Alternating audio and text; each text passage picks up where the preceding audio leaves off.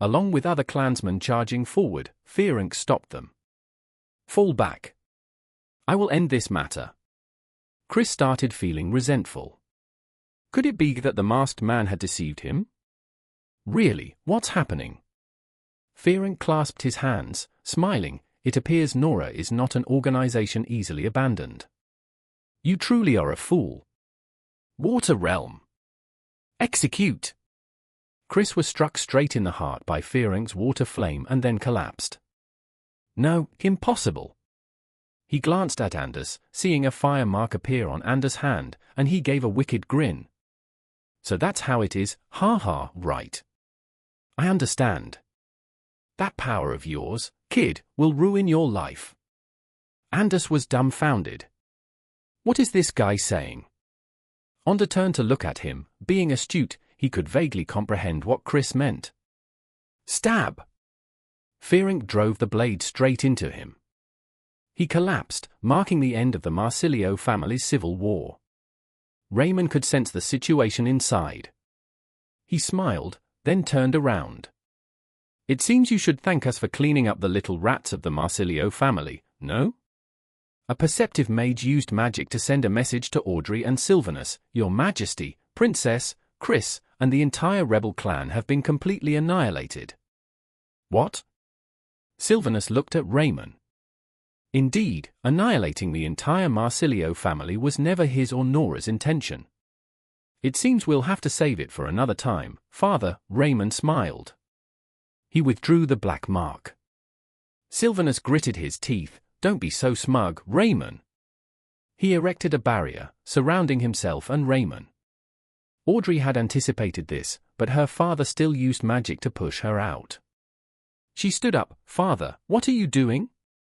Sylvanus calmly said, Audrey, you must not participate in this matter. I will end it with my own hands. Raymond was gradually losing his composure.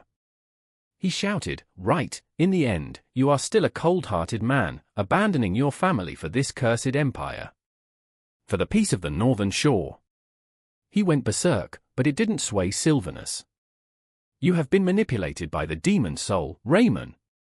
Raymond sneered, drawing his sword. A sword engraved with a black mark.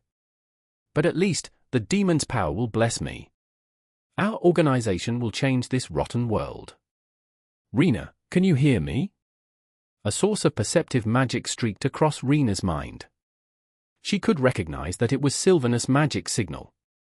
Alice immediately took the lead to support her younger sister in receiving orders. Rena quickly stepped back. Your Majesty, I'm listening.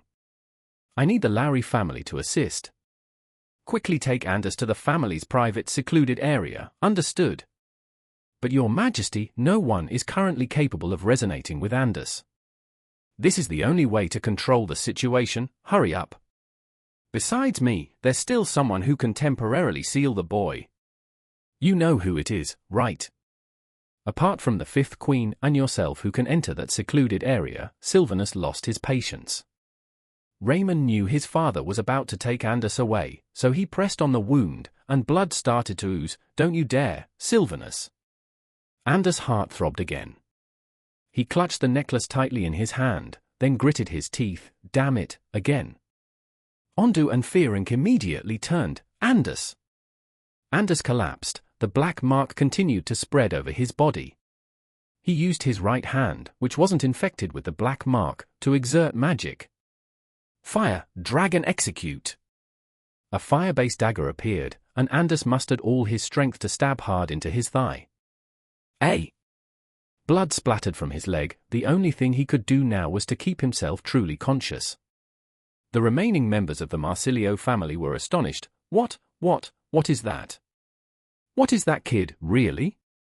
Ondo approached him. Anders, are you okay? Anders trembled. No, don't come near me, Ondo. Alice and Rena were still in battle with Matthew, who possessed proficient magic and swordsmanship. Suddenly, Matthew retreated, having just received orders from the leader. This is far enough, come back. But what about Raymond? Matthew was somewhat surprised by this decision. But that voice still echoed in his ear. Consider it a way for me to evaluate his abilities. You retreat first. Matthew looked toward the barrier where Raymond and Sylvanus were, sighed, "Honorable ladies, this is as far as we go. Next time we meet, the phoenix and the vermilion sparrow swords of you two sisters will certainly belong to me." Then he vanished. Alice clicked her tongue. Was it time-space magic? Rena had no intention of tracing him. She summoned the phoenix and said to Alice, "Sister, I must get Anders to that place." "What? The family's secluded area?" "You should remember that area. Only Mother and Duke Sarah can enter. Besides, Father won't allow you in there. Not to mention Sir Sarah is on a mission in another country.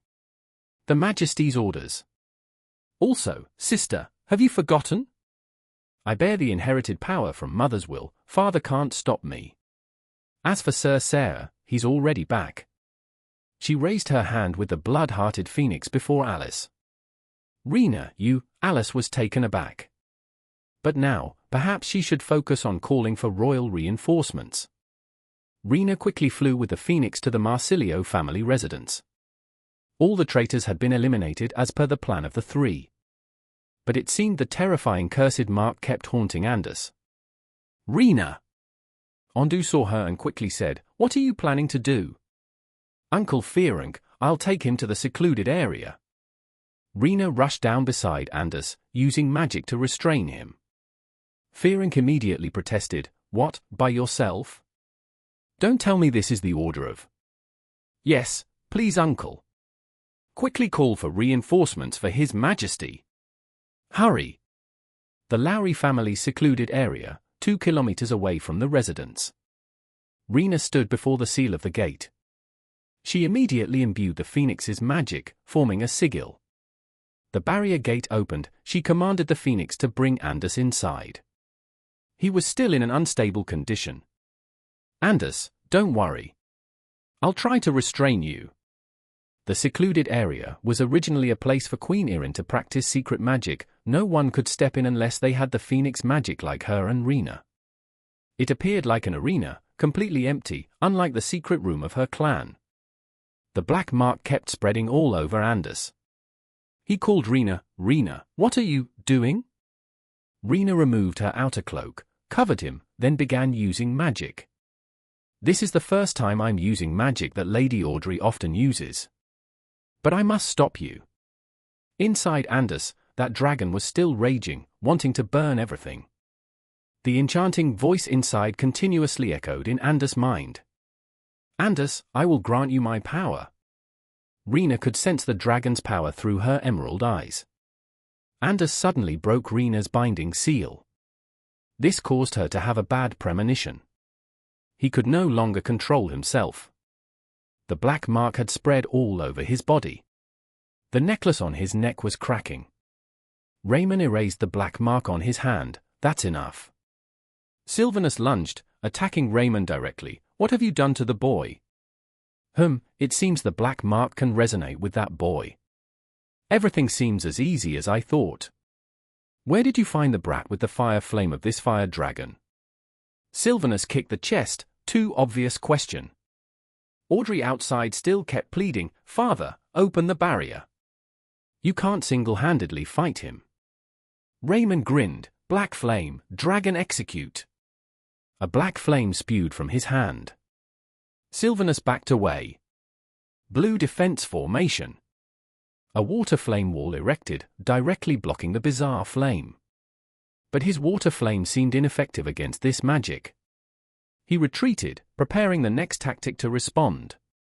Anders stood up, his eyes had transformed. Rena could recognize those were the legendary menacing eyes of the North Shore Dragon Killer. "Anders, do you hear what I'm saying?" He seemed to be controlled by that dragon. Fire Flame 8 formations, open. Flames erupted around Rena. She immediately used the Phoenix Sword to absorb them, but it seemed all efforts were in vain since her magic had no effect on him. What the hell is going on? Suddenly, a man appeared. He used a defensive seal formation. That's enough. The defensive mixed with seal formation was overlaid on Rena's magic. The flames quickly extinguished.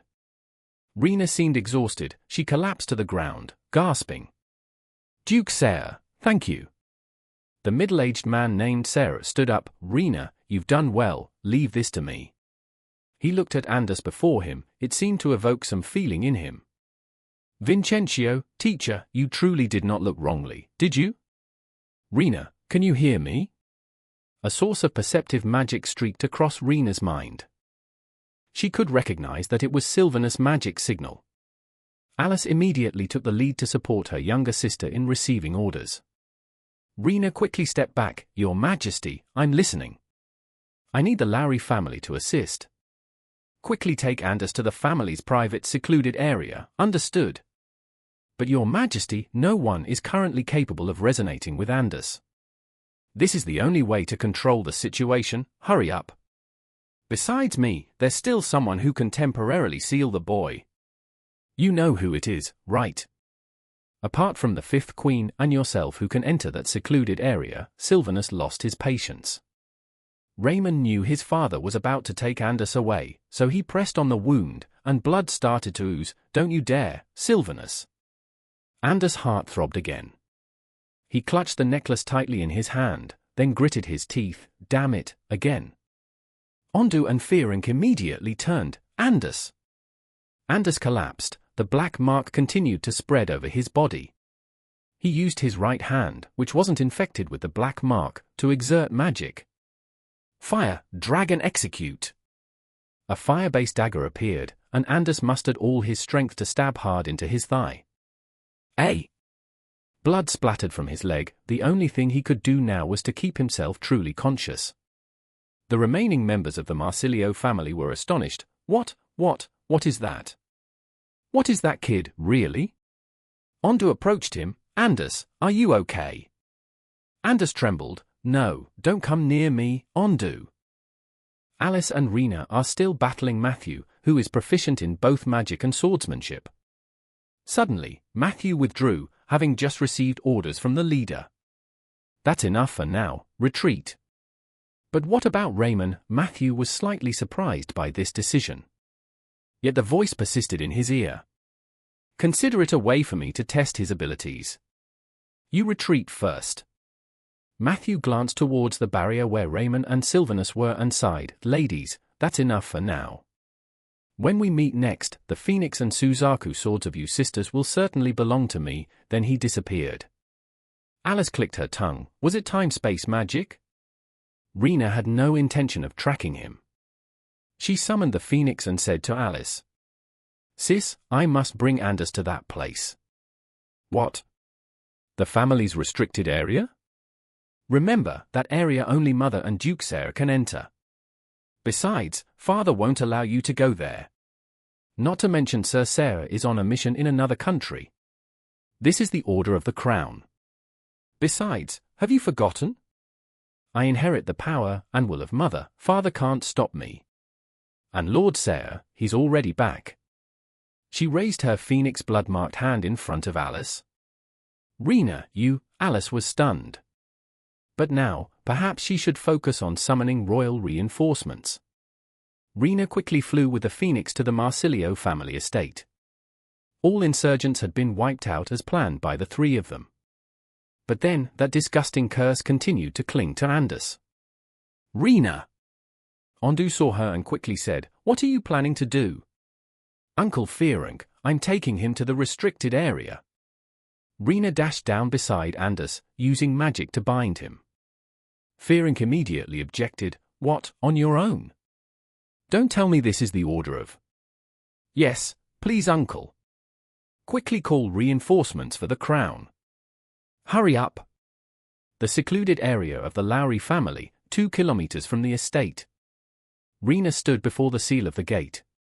She immediately channeled Phoenix magic into it, creating a sigil. The barrier gate opened, and she commanded the Phoenix to bring Anders inside. He was still unsettled. Anders, don't worry. I'll try to hold you back. The secluded area was originally a place for Queen Erin to practice esoteric magic. No one could set foot unless they possessed Phoenix magic like she and Rena. It was a place resembling an arena, completely bare, unlike the secret room of her family. The dark seal continued spreading across Anders' body. He called out to Rena, Rena, what are you doing? Rena took off her outer cloak, covered him with it, then began to exert her magic.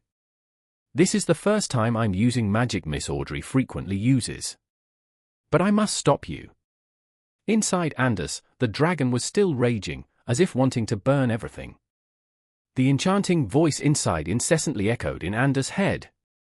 Anders, I will grant you my strength. Rena could feel the dragon's power through her emerald eyes.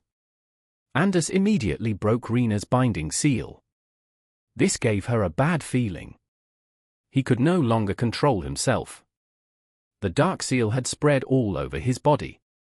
The necklace around his neck was cracking. Raymond erased the dark seal from his hand. That's enough. Sylvanus charged directly at Raymond. What have you done to the lad? HMPH, it seems the dark seal has harmonized with the child. Everything turned out easier than I thought. Where did you find this kid with the fire dragon's blaze? Sylvanus kicked at his chest. That's an unnecessary question. Audrey kept pleading outside. Father, open the barrier. You cannot fight him alone. Raymond smirked. Dark flame, fire dragon kill. A black flame spewed from his hand. Sylvanus backed up. Jade Art Army formation. A water flame barrier set up to block that bizarre fire directly. But his water flame seemed ineffective against this magic. He retreated, preparing the next strategy. Anders stood, his eyes had transformed. Rena recognized this was the legendary ferocious gaze of the Northern Dragon Slayer. Anders, can you hear me? He seemed to be controlled by that dragon. Flame array, activate. Flames surged around Rena. She immediately used the phoenix sword to absorb, but all effort seemed futile as her magic had no effect on him. What in the world is happening? Suddenly, a man appeared, using a sealing magic array. That's enough. A defensive formation mingled with a seal was placed over Rena's magic. The flames were quickly extinguished. Rena appeared exhausted, kneeling, gasping for breath. Duke Sarah, thank you. The middle-aged man named Sarah stood. Rena, you've worked hard, leave it to me. He looked at the mad Anders in front, seemingly sparking a reminiscent feeling. Vincencio, is the teacher not mistaken? Rena lightly hugged her arm. Her body was bleeding. She tore a piece of fabric from her cloak's hem to stop the bleeding. Sarah observed Anders raging in front, then asked, Rena, where did you encounter this child? Uncle Fearing brought him to the council. But I still can't fathom, why did he become like this?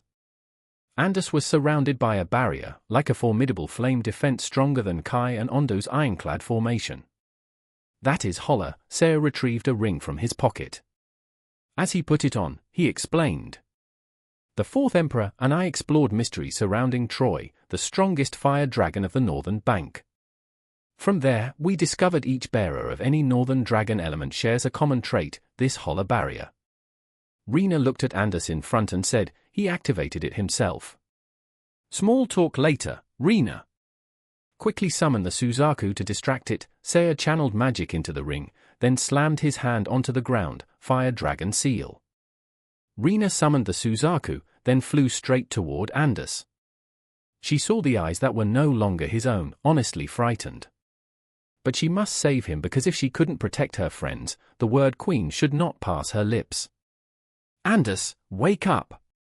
Her Suzaku charged at him. Anders unleashed a powerful flame strike at the Suzaku. Rena then leaped away.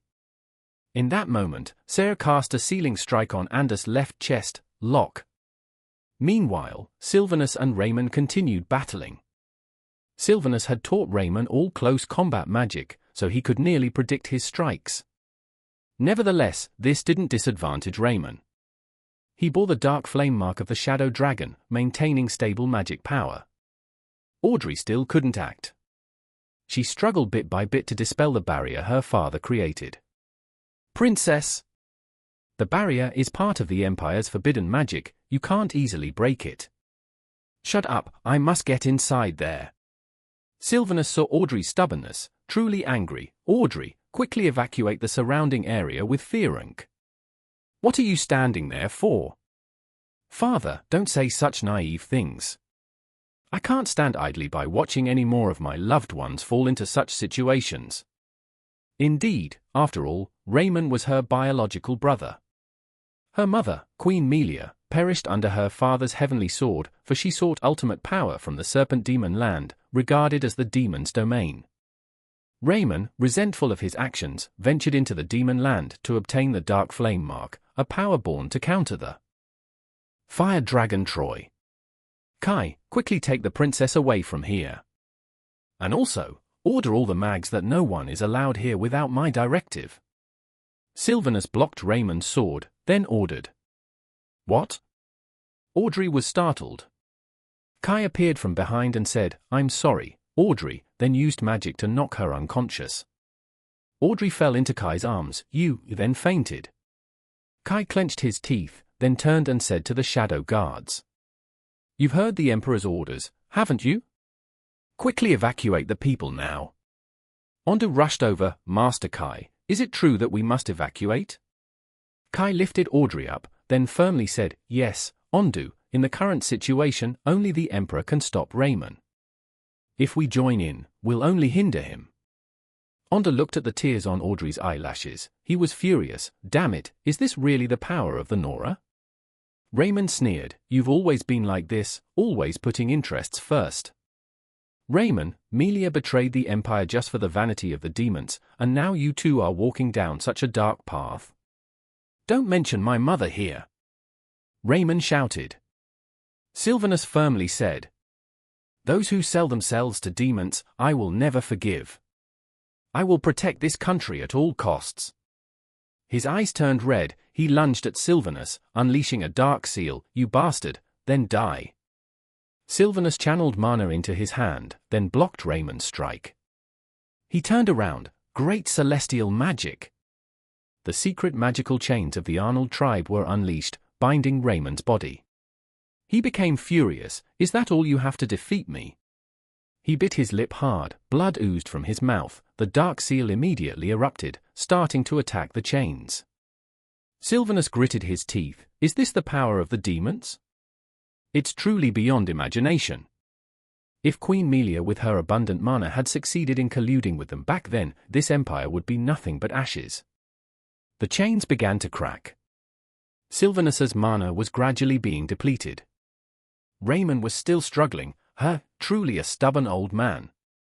For the sake of this damned empire, you treat your own son like this? Then I will destroy everything.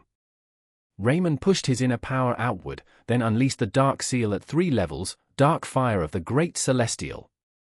The dark flames gradually consumed the sealing chains, beginning to spread. It seemed Raymond intended to burn the entire place down. Normal water flames couldn't handle it. Sylvanus was caught by the flames. He kept saying, Raymond, I'll tell you, even if I have to sacrifice this body, I won't let the empire built by our ancestors fall. Raymond grew increasingly furious, the flames grew larger and seemed about to explode the barrier Sylvanus created. The guards outside were always ready, unable to help worrying about the Emperor. Your Majesty, are you all right? Another guard spoke up, the barrier is about to be burned by his mana. Water flames are ineffective. If so, the Emperor will be in danger. Quickly, undo the seal. Sylvanus suppressed the pain, shouted, no, don't break the barrier. Quickly form a circle and hold the barrier for me. If he gets outside, the people will be in danger. But Your Majesty, if so, you will, the guards were worried. But Sylvanus still insisted. Do it, I will seal him again. Kai could not let this happen. He rushed to the barrier gate. Your Majesty, you cannot sacrifice like this, open the barrier for us. This empire still needs you. Sylvanus still held the seal tightly on Raymond, then said, Kai, listen to me. This is a forbidden magic in the empire's history. It is inherently very dangerous, but this is an emergency, so I have to. It's the earth demon sealing magic. No, it's still just an experiment. If so, Kai immediately objected. But the barrier was weakening, the other guard mags were confused. Captain Kai, the barrier is about to break. Listen to me, you must pass on the will to protect this empire to the next generation. Sylvanus shed tears. He released Raymond, then used all his remaining power to cast the golden seal magic, an incomplete seal used to restrain demon souls. Although not knowing how effective it was, he had to try. In return, he would use his body to open the gate. Earth Realm Golden Seal Formation. Sylvanus clapped his hands together. The magic formation gate opened. A strong energy emanated from his body. The barrier was shaking violently. Kai had no other choice. He ordered, "Quickly use the magic to hold the seal. Hurry up." Raymond was bewildered. The power enveloping him was draining his mana. "No, what the hell is this? Old man, what are you doing to me? Release me." The golden seal was surrounding Raymond, tightening around his shadow flame body, the power even more explosive. It seemed to have subdued part of the dark dragon seal inside. Sylvanus was also gradually exhausted. "Looks like it's time." He used his conscious mana, conveying the final message to Kai. "Kai." Kai was startled. He looked up at the barrier. Your Majesty. I entrust Audrey to you." Then he clenched his hand, completing the sealing technique. The barrier exploded. The dark seal flames on Raymond's body were completely subdued. Kai immediately rushed to Sylvanus. "Your Majesty." The guard surrounded Raymond. He was severely injured, his body covered in blood. "Damn, old man." Kai supported Sylvanus, then ordered, "Where are the healing mags? Hurry up." "Captain," a mage knelt beside Kai, trembling. "Someone just reported, the Emperor's lantern has gone out." Kai was stunned, unable to believe what was happening. What did you say?" "The one guarding the lantern just brought the news. The light on the Emperor's lantern has completely disappeared." He trembled in response. Kai looked at the lifeless body of Sylvanus in his hands. Recalling the last words he spoke to him, he clenched his teeth. "Your Majesty." "I promise. I will do it." Raymond saw Sylvanus's corpse, showing no other expression but hatred. "Despicable old man, why?" Tears streamed down his face. This damned empire, what is it that he would exchange even his life for? Looking at the sorrowful scene before him, he recalled the moment he hopelessly held onto his mother's cold body. A soulless corpse, leaving only despair. "Anders, are you okay?" Anders gradually regained consciousness. He groggily looked around. Rena was tending to her wounds, and there was an older man beside her. Anders' head throbbed painfully. He slowly sat up. "Rena, what happened?" Sarah and Rena were both surprised. Did he not remember what happened earlier? "You don't remember anything, Anders?" Rena immediately asked him. Anders only replied, "Yeah. I just remember I was battling Nora's men." "Right. Where's Ondo and the Master of the Ferenc?" Rena sighed. "They're safe now. But earlier I heard a loud explosion at the battle site." She turned to look at Sarah. He stood up, dusted himself off, and said, "Perhaps we should leave. I have a bad feeling." Audrey woke up, finding herself at the royal evacuation site. She immediately stood up, running outside. The guards quickly stopped her. "Princess, don't go outside. This is an order." "Let me go. I have to get to my father." Audrey was about to use force on the guards when she saw Kai's team had returned, followed by the protective barrier for Sylvanus's body, and, of course, the barrier to imprison Raymond. Seeing their mournful atmosphere, Audrey could only be in a daze. Rena and Anders's group also returned. Standing before such a scene, they couldn't help but be shocked. Rena was frozen. "Your Majesty! Your Majesty has..." Kai slowly lowered the barrier. Audrey slowly approached. Her father's body lay still inside, showing no signs of life. Father," she burst into tears, collapsed to her knees, and couldn't help but cry out loud. Her heart-wrenching cry of grief made those who witnessed it feel heavy-hearted. Kai gritted his teeth, swearing to himself to fulfill the Emperor's last wish. Anders was speechless. Looking at the Emperor's body before him, he couldn't help but drown in aimless thoughts. The Emperor is truly dead? If it weren't for this power. If only he could help somehow. Fearing and Ondo simultaneously knelt before Sylvanus's body as a way to honor his sacrifice for the Empire. Others also knelt to perform the rites. A few days later, the sky over the Fresher Empire carried an unusually gloomy hue. All wizards across the Empire came to pay their respects at the state funeral of the fourth Emperor. Throughout 6 generations of emperors, the Fresher Empire has endured great losses. From legendary wizards like the first, second, and third emperors, to someone resilient and determined, with great will, like the fourth emperor, Sylvanus. Or the fifth queen Irin Lowry, a great queen who dared to break norms and believed in herself. And the sixth emperor Vincentio Ascra, a bright star of the empire, a talented and complete individual, known as Fresher's beacon of hope. All of them yielded before the harsh, ruthless world. Rena and the Lowry clan members wore black attire, taking turns to lay flowers before Sylvanus's grave. Roy and you also came with their family to lay flowers. Just as they returned here, they faced such a big loss, truly cruel. But on Roy's side, his heart felt a bit relieved, as at least his parents were still safe. Ondo looked around, not seeing Anders anywhere. And Audrey too, he hadn't seen her since early morning.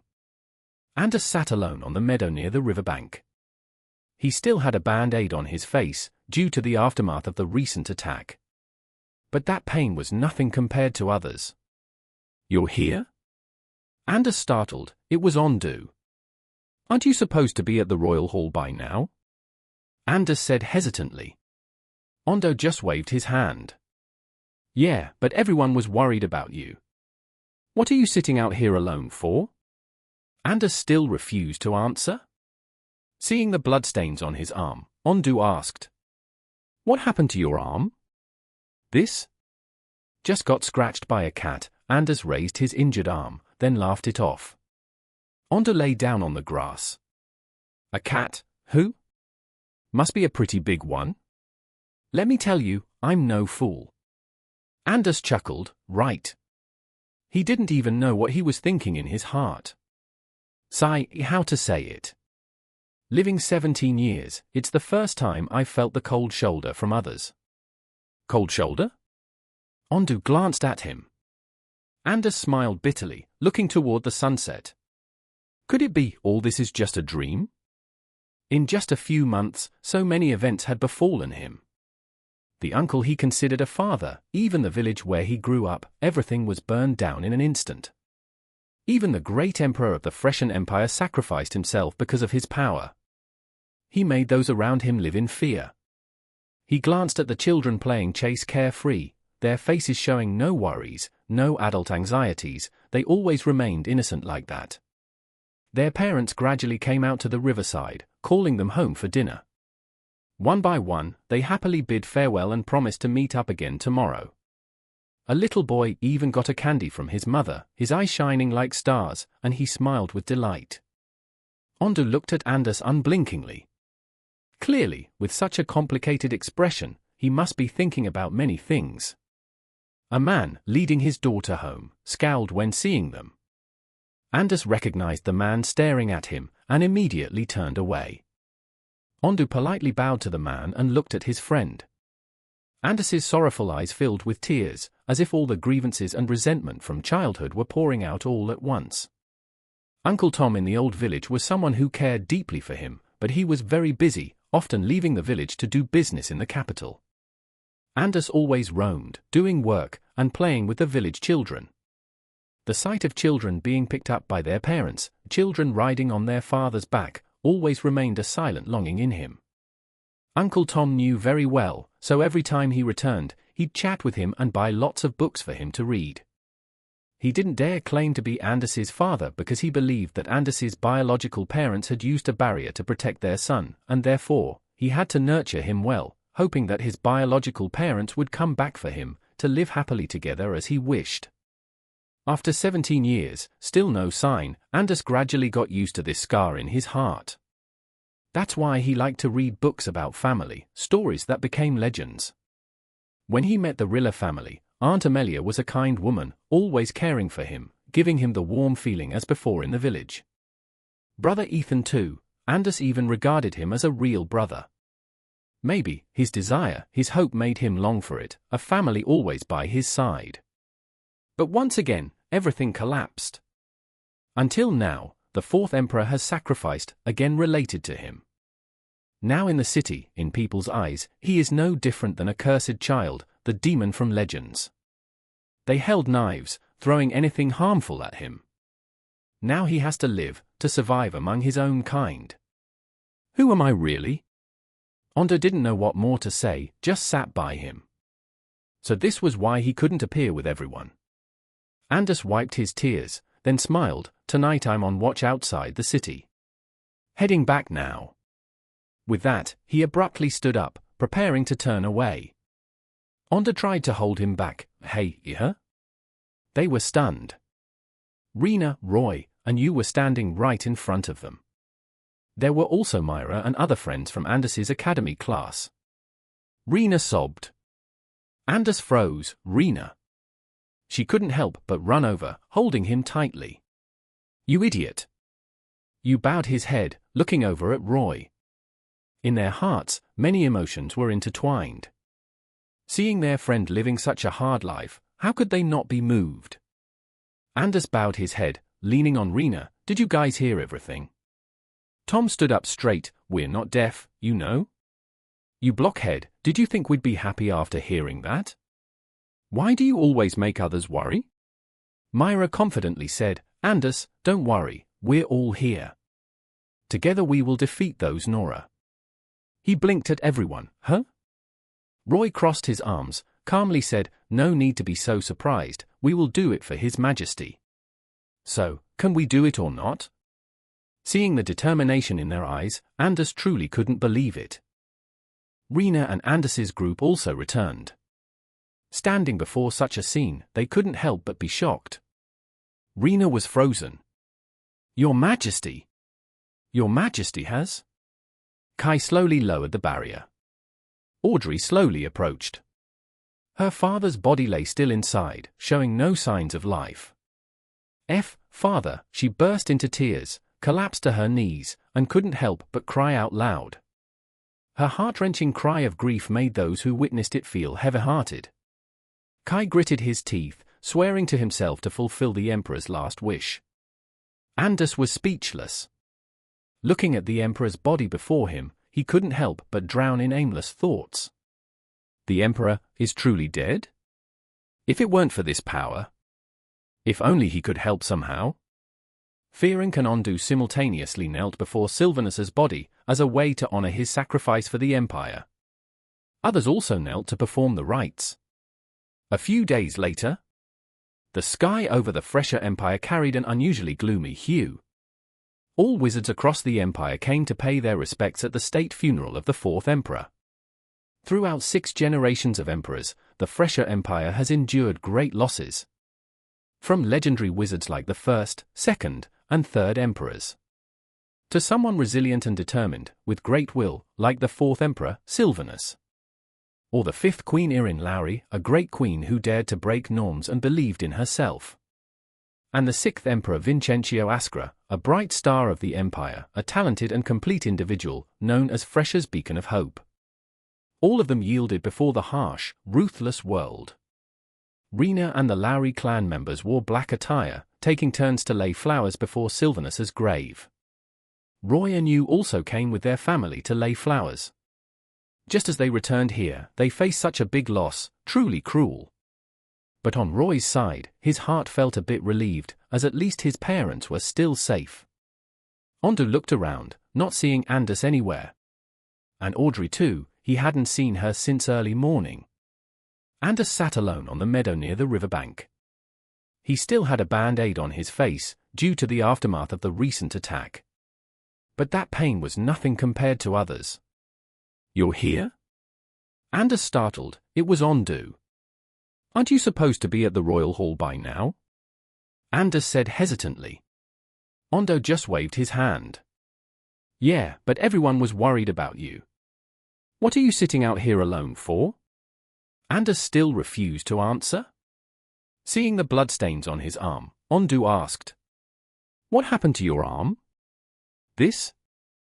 Just got scratched by a cat. Anders raised his injured arm, then laughed it off. Ondo lay down on the grass. A cat? Who? Must be a pretty big one. Let me tell you, I'm no fool. Anders chuckled, right. He didn't even know what he was thinking in his heart. How to say it. Living 17 years, it's the first time I've felt the cold shoulder from others. Cold shoulder?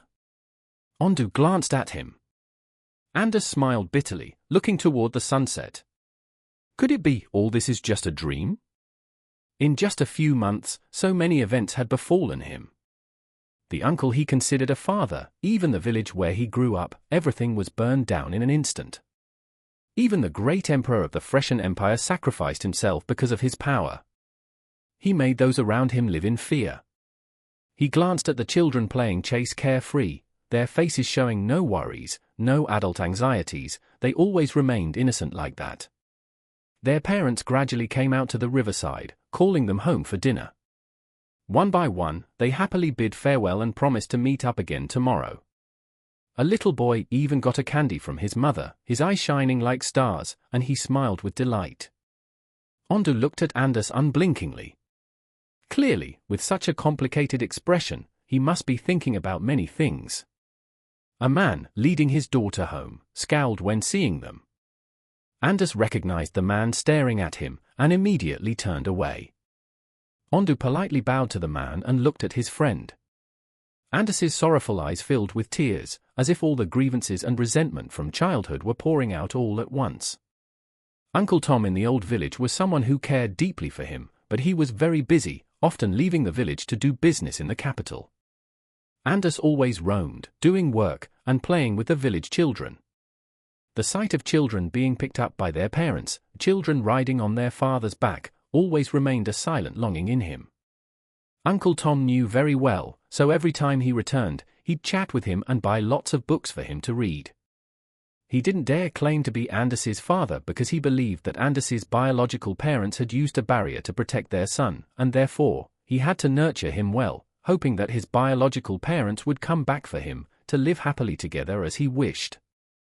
After 17 years, still no sign, Anders gradually got used to this scar in his heart. That's why he liked to read books about family, stories that became legends. When he met the Rilla family, Aunt Amelia was a kind woman, always caring for him, giving him the warm feeling as before in the village. Brother Ethan too, Anders even regarded him as a real brother. Maybe, his desire, his hope made him long for it, a family always by his side. But once again, everything collapsed. Until now, the fourth emperor has sacrificed, again related to him. Now in the city, in people's eyes, he is no different than a cursed child, the demon from legends. They held knives, throwing anything harmful at him. Now he has to live, to survive among his own kind. Who am I really? Ondo didn't know what more to say, just sat by him. So this was why he couldn't appear with everyone. Anders wiped his tears, then smiled. Tonight I'm on watch outside the city. Heading back now. With that, he abruptly stood up, preparing to turn away. Ondo tried to hold him back. Hey, huh? They were stunned. Rena, Roy, and you were standing right in front of them. There were also Myra and other friends from Anders's academy class. Rena sobbed. Anders froze. Rena. She couldn't help but run over, holding him tightly. You idiot. You bowed his head, looking over at Roy. In their hearts, many emotions were intertwined. Seeing their friend living such a hard life, how could they not be moved? Anders bowed his head, leaning on Rena. Did you guys hear everything? Tom stood up straight. We're not deaf, you know. You blockhead, did you think we'd be happy after hearing that? Why do you always make others worry? Myra confidently said, Anders, don't worry, we're all here. Together we will defeat those Nora. He blinked at everyone. Huh? Roy crossed his arms, calmly said, no need to be so surprised, we will do it for His Majesty. So, can we do it or not? Seeing the determination in their eyes, Anders truly couldn't believe it. Everyone. Rena still hugged him tightly, sobbing, "You fool, we can do it. I will be your son, I will definitely help you." Ondo just quietly smiled. He was never the serious type for anything, but it seemed there were many things awaiting soon. "I have no objections either." Anders couldn't stop crying. Once again, friends pulled him from the deepest darkness, made him see the light at the end of the tunnel. For days after the state funeral of the fourth emperor, Sylvanus. "We need to investigate Anders. That kid is the reason the Noras attacked the capital," the council members harshly said. Kai immediately retorted, "Can you speak with some sense?" "What? The what?" The elderly wizards relying on authority were startled, glaring at Kai. He sneered and said, "What's wrong? If the fiery power of the Troy dragon falls into their hands, this empire wouldn't even have a speck of dust left, so bring your brains when you want to speak." The elderly wizard was about to stand up to confront, but was stopped by Gadfield. He reluctantly sat down, those detestable for great families. The admiral of the capital, Ovis, Rainier spoke, "Mr. Kai, Princess Audrey is no longer in power. Don't you think we should appoint someone to take the throne?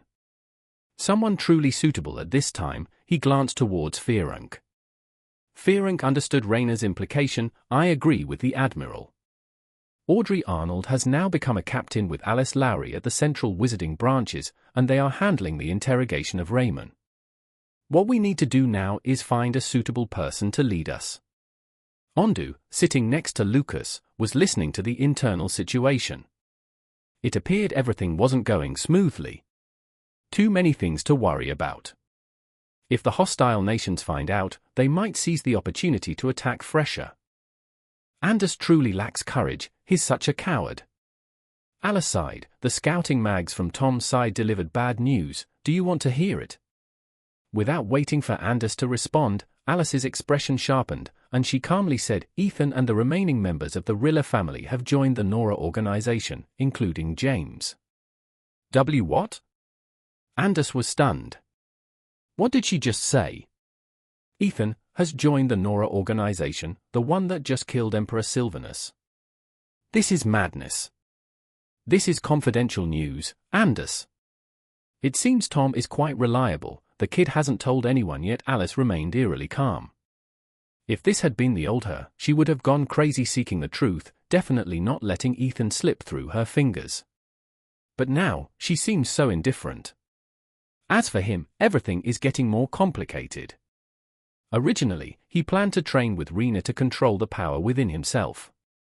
But now, the rage over Ethan's mystery has truly made him lose his composure. Ethan, whom he once saw as his own brother, who was regarded by everyone as a genius among the mags in the Emperor's army. And now, to do something so despicable. Anders couldn't take it anymore. He angrily shouted, "What does everyone want?" In response to Anders' anger, Sarah immediately gave him a kick to the stomach, making him fall to the ground. Sarah's kick was so strong that it caused Anders intense pain. Alice and Audrey, standing nearby, were both stunned by this action. Alice intended to intervene, but Audrey stopped her. "Alice, you know Duke Sarah's nature, don't you? Don't interfere." Alice was surprised, then immediately stepped back. Sarah approached Anders, who was clutching his stomach, and put on a cold, emotionless face. He grabbed Anders' chin and sneered, "Making such a fuss, is that the quality of a guardian mage? Do you think this world has room for hot-headed and ignorant people like you?" Anders was bewildered, looking straight into the eyes of this man. His eyes seemed to belong to someone who had experienced much in life, who had endured hatred and suffering, as if he could see through everything in this world. Including this feeling of turmoil within Anders, it seemed he also saw it. Facing Anders' furious gaze, Sarah merely brushed it off. "Well, don't blame me. Eventually, one day, you will have to yield to this truth. If you don't want those around you to be in danger, you have to listen to me, Anders Pauli." Anders slowly stood up, brushing the dust off himself. His gaze towards this man seemed very peculiar. It wasn't an inexplicable look, nor was it a look of hatred. On the contrary, as if there was some link. He activated the flame emblem on his hand, releasing a familiar source of energy. Sarah seemed impressed, smiling. "You've managed to control it this much already?" "Quite better than I thought." Noticing that inside, Raymond showed no reaction to the power, Audrey signaled to stop. Anders took a deep breath, then withdrew his power. Audrey's eyes turned sorrowful as she leaned against the wall, covering her face with one hand. "So, my father's seal has worked." Alice looked at Anders and said, "You worked hard, leave the interrogation to me." Alice was about to leave when Anders asked persistently, "Brother Ethan turned out like this, doesn't it raise any questions for you?" Alice was taken aback. She clenched her fists, still looking determinedly ahead. "In the past, I thought as simply as you," then walked away. Anders still couldn't understand. Sarah grabbed his shoulder. "The girl must be tired, you should sympathize." He couldn't ease this feeling inside, but after everything that happened, Alice was also gradually exhausted. The Lowry family's residence. Alice sat in front of her phoenix sword, gently placing her hand on the magical aura surrounding it. "What on earth should I do? This power indeed has many mysteries." Troy the Fire Dragon. That's the name of the dragon inside Anders. What if I could subdue it with the phoenix sword? No, it's still a big question mark. I can't take the risk. Moreover, her emerald eye is in the process of recovering, making it difficult to use full force to deploy magic. She withdrew the phoenix sword and lay down on the floor. Staring into the infinite space, she suddenly thought of her mother. "Mother, on that day, how much difficulty and pressure did you bear to pass this power to me? Do I indeed have to bear this responsibility? Can I become someone like you?" Rena lightly touched her neck. During the time when Anders sealed the fire flame, he accidentally struck her neck, leaving a scar, but Rena didn't ask you to heal it, as she wanted to use it to remind herself of the current situation. Moreover, only this scar could motivate her to move forward. A maid knocked on the chamber door, speaking softly, "Miss Rena, someone is looking for you." Rena turned. "Tell that person I'm busy." The maid smiled gently and said, "It's Anders, miss." Hearing this, Rena was startled. She coughed a few times and said, Lumia, please tell my father I have some business to attend to outside." The maid named Lumia smiled bashfully, turned around, and prepared dinner for the family. "Anders!" Alice opened the door, finding Anders standing in front of her house, cheerfully saying, "Hello, Rena. Sorry to disturb you at this hour. Earlier, someone in the house said you were practicing magic." Rena shook her head vigorously. "No, I finished early today." "Do you have something to discuss?" Just like that, they went to an open field near the capital riverbank, a place where they once shouted together to express their dreams. Rena felt quite nostalgic, though it happened not long ago. She looked at Anders, then her expression fell. From the time they left her house to this place, she noticed that his mood wasn't as good as usual. Anders suddenly stopped and said, "I'm sorry." Rena turned to him, her eyes wide. "Sorry? For what?" Anders could feel that Rena's eyes completely saw through him. Though he had no proof to say so, however. He glanced at the small scar on Rena's neck, a scar he caused when he lost control. Rena looked at her neck and said, "Don't tell me it's because of it. I heard your sister mention it. You stubbornly refused to let Miss Audrey heal the scar caused by the fire flame. What's your reason?" Anders felt very remorseful. The scar was still visible. Rena playfully smiled, moving her hair sideways. "Really? I tried to cover my neck with my hair, didn't I?" "Normally, you never let your hair down," Anders calmly said. Rena blushed inadvertently. "You notice things like that? About my hair?" Anders was also surprised by his own words. He turned his face away, revealing his apparent embarrassment. Rena felt something cold drop on her nose, so she smiled and looked up at the sky. "Snow. It's snow. The snow in the North Shore is truly beautiful. The snowflakes are formed from sparkling crystals like diamonds, reflecting in Rena's eyes. Anders, look." "Who?" Anders wrapped a maroon scarf around her neck. His warm hands brushed gently against her shoulder, making her jump. Anders didn't react.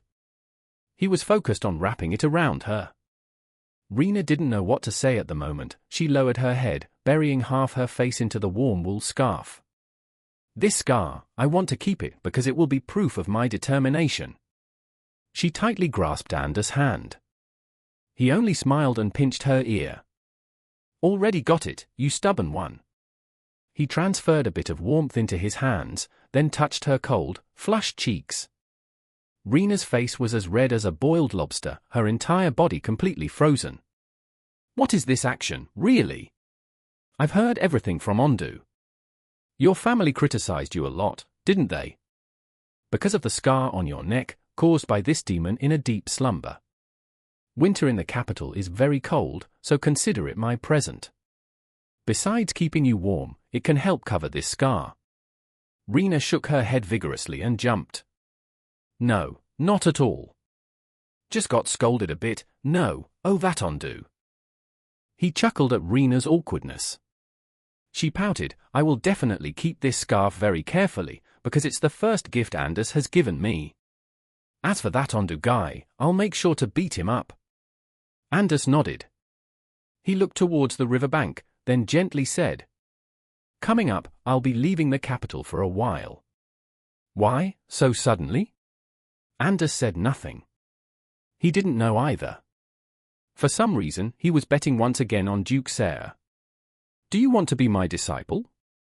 Anders glanced at Sarah and gave a skeptical smile. It was that same scenario again, just like when Ethan was still here. What do you plan to do with me? Anders, you should not be disrespectful to him. Audrey was angry, but Sarah stopped her. Audrey, there's no need to get angry. You're asking what I plan to do with you, young man? Sarah bent down to look at Anders, his eyes still suspiciously fixed on him. Why should I trust you? Ethan also used a gentle approach to coax me in the past, and now you're doing the same?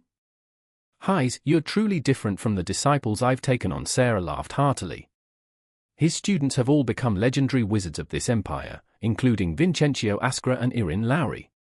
If you don't trust me, I'm the one who taught former Emperor Vincencio, a genius of this country. The royal library is filled with books about me. Anders still said nothing. Sarah sighed, then sat down. I may seem to wander aimlessly, but I am very powerful. Truth is, I want to teach you to use your own magical power. My own power? Anders turned to. As you've seen, I conceal the power of fire temporarily, but it's quite effective. But if you keep relying on Troy's dragon, you'll not only become a target for the Nora, but you could also harm your friends and those you want to protect. Sarah took out a cigarette and slowly smoked. Audrey sighed, I'll take my leave, Duke. Seeing that, Sarah said, Good luck, Audrey. Oh, and I heard you had a fight with Kai? He worries a lot about you. Just because of royal affairs, he's been looking quite worn out recently. Thank you for your concern, Duke, Audrey said sternly, then quickly left. Before leaving, she reminded the guards to look after Raymond. My power. Anders looked at his hands. Yes. Even though you can activate Troy's fire, the risk it poses is too high. So if you want to protect everyone, you have to use your own power, not the dragon's. Do you understand? Rena sighed, clutching her scarf tightly, so that's why. She turned to look at him, realizing this is what they call a moment of impending separation. Rena looked down at the frozen lake. She could see her emerald eyes reflected on it, truly sparkling and pure. Suddenly, a thought crossed her mind. She quickly turned, grabbing his coat. When are you leaving? Anders was startled. It might be next month because I still have to wait for the political situation with the royal family and the council. Rena smiled, then eagerly said, That's more than enough. Anders didn't understand what was happening but smiled lightly in relief.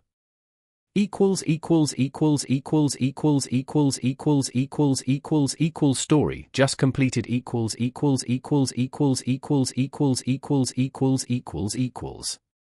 Skyfall meteorite. My fiancé is a trash man. With a yard apart.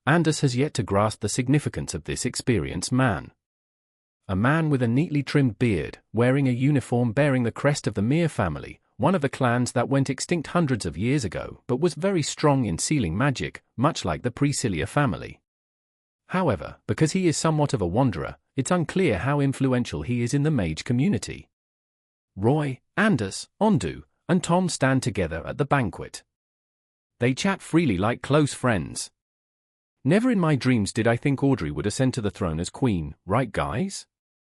Tom raises his glass of juice with a smile. Ondo just shrugs.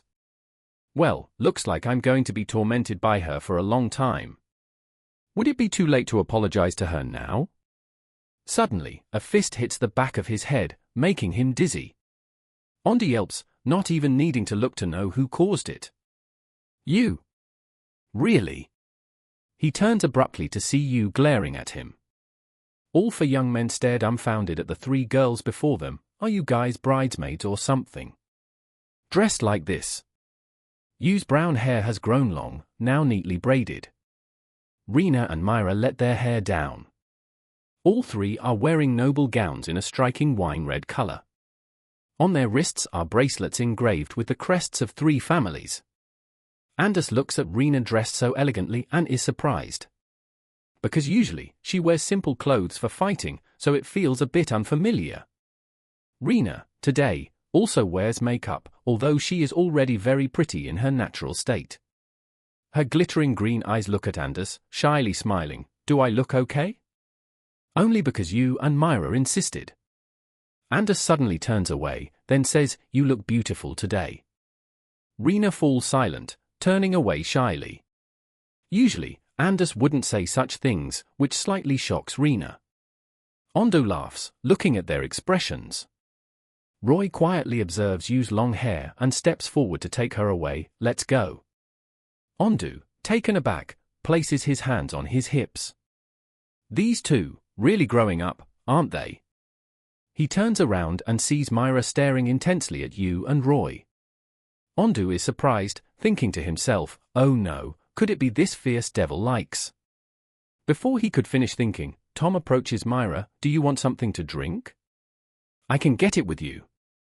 Myra withdraws her sad gaze, then says, yeah, let's go. And so, the six of them leave, leaving Ondo alone in a sea of people. Ondo stands aghast. What is this? You guys? Sarah laughs softly beside him, then teases, Ondo, looking at you now, you remind me of myself back then. Duke, even at your age, you still like teasing your juniors? Ondo pouts, leaning back against the table. Sarah smirks, looking elsewhere. Ondo sighs, looking at the reality in front of him, and laments. Sigh, truly unfair. Were you pressured by those two today? Anders walks around the ballroom with Rena. Rena maintains her usual shyness, not daring to look directly into Anders' eyes. Since when did she become so sensitive in front of others? Yeah, I said I'd wear the clan's formal attire, but they all found it dull. Sister Alice also dressed up excessively today, so I thought I'd give it a try. She subconsciously raises her hand to caress her hair. Her hand reveals a bandage. Anders notices and grabs her hand. What happened to your hand? Rena turns aside, awkwardly withdrawing her hand. This. Damn, she intended to wear gloves to cover it, but she was so nervous earlier that she forgot. It's nothing serious, she waves her hand dismissively. Anders clicks his tongue, always the same old line, you know you're a bad liar. All right then, I'll respect you, but if something serious does happen, make sure to tell me, okay? Rena nods sharply, yeah, I got it. Over there, Yu and Roy are chatting. Other family heads continuously discuss. They thought the Priscilla and Marsilio families despised each other, but surprisingly the descendants of these two families can openly chat like this. Yu doesn't mind those words. She quietly asks, everything at home is okay, right, Roy? Roy simply nods, yeah, luckily nothing happened. After the incident at the Marsilio family, he had a huge argument with his father over the decision to let him undertake a mission far from the capital to avoid encountering Nora, that's why Roy comes with Tom today rather than with his family. You sighs, looking towards the ceremonial area. Audrey agreed to take the throne, huh? She always hated getting involved in political affairs like this. Roy, looking at the Marsilio family crest on his bracelet, responds thoughtfully, that's just how it is, with the escalating complexities, even we have to become stronger. You says nothing, just looks towards Anders and Rena. She solemnly remarks. For some reason, but I worry a lot about them both. You places her glass down and leans against the table. Anders is shunned and underestimated by the Empire people, not even knowing who he truly is. Rena barely got recognition from Uncle Gadfield, now she faces controlling the Phoenix seal left by the fifth queen. How should I put it? Roy reaches out, gently patting Yu's head as a casual comfort, or more precisely, a special kind of care just for her. Those two are very strong, we all know that. In the Grand Hall, the armies of the Kerma, Runka, and LL kingdoms have gathered in full force. Haley Harper and Helen Harper have appeared.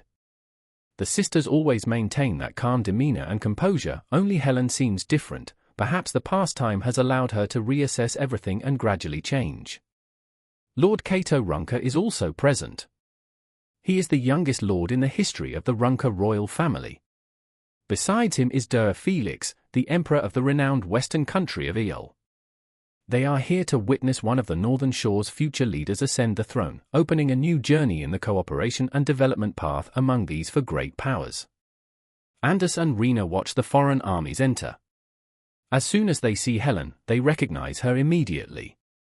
That's Helen, right? She looks different, doesn't she? Yeah, she seems more approachable than before, Anders replies happily. It's delightful that the previous feeling of fear has also disappeared. Helen Harper looks around. Upon spotting Anders and Rena, she hastily approaches.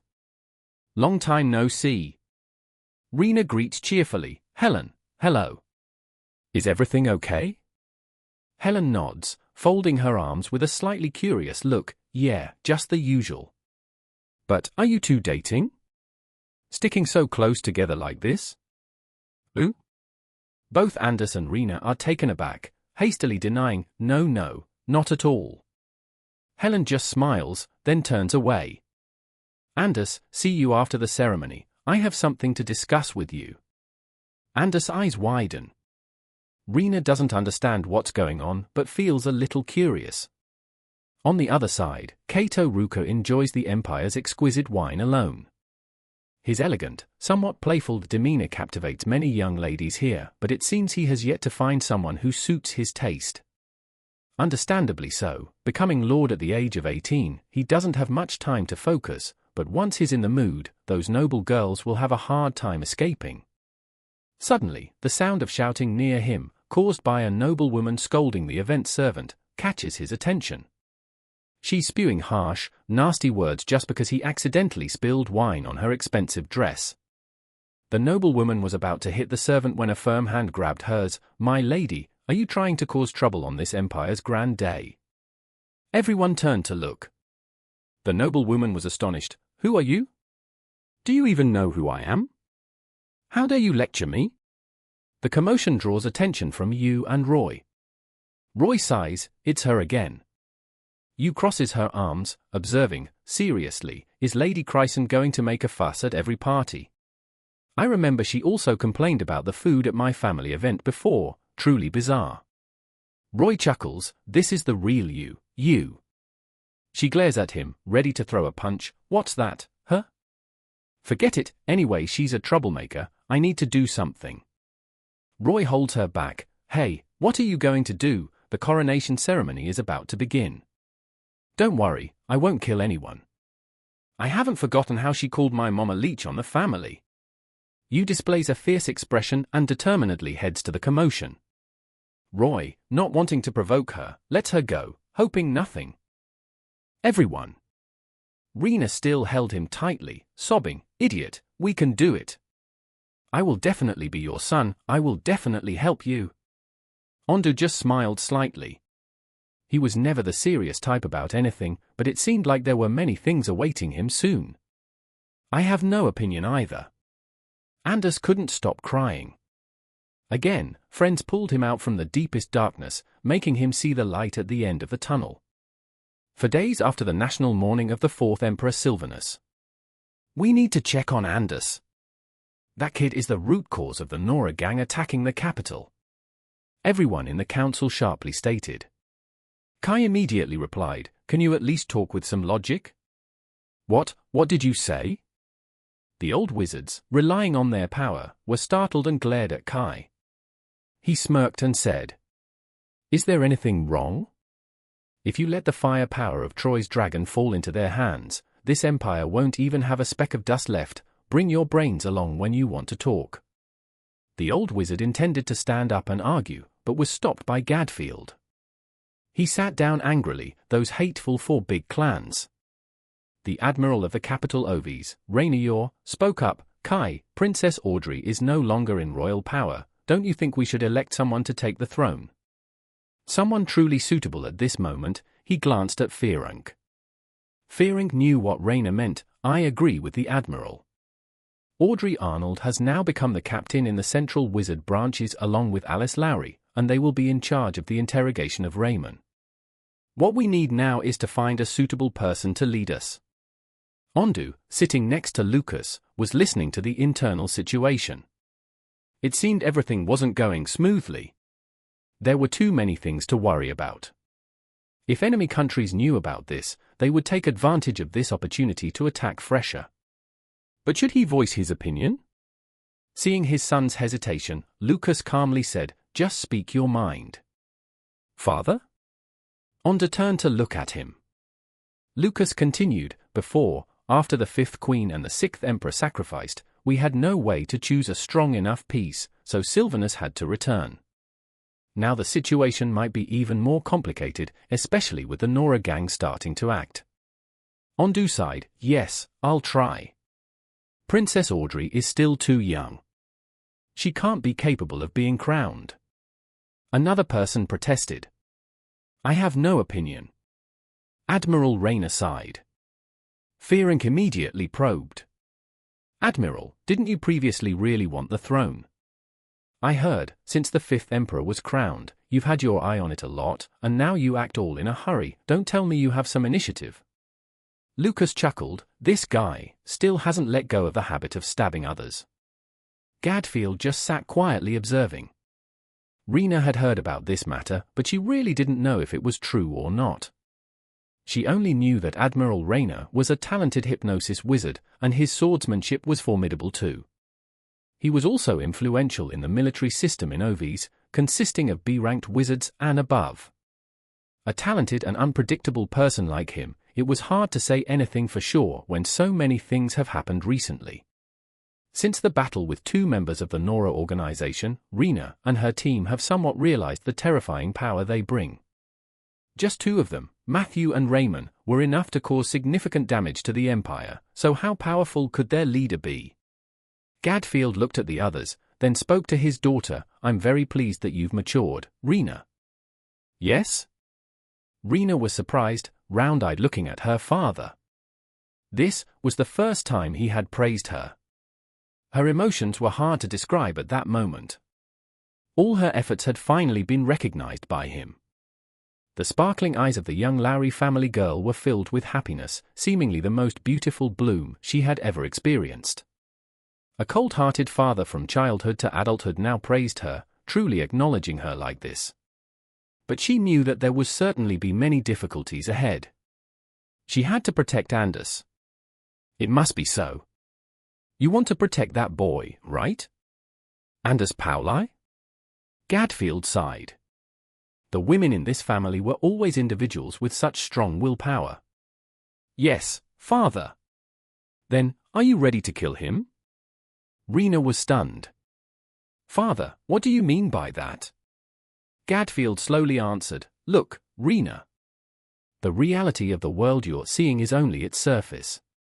If you want to change this world, strength alone isn't enough. Regardless of whatever comes, no matter how cruel reality may be, first you must exist righteously and decisively." Rena's mood sank. She intertwined her hands, "A cruel reality, just like sister and brother Ethan. I'll try not to let that happen." I'll believe in you, Rena. As for now, the immediate situation, the heir to the fresher royal family, remains a big question mark. Rena glanced at Admiral Rayner's seat, her eyes becoming sharper.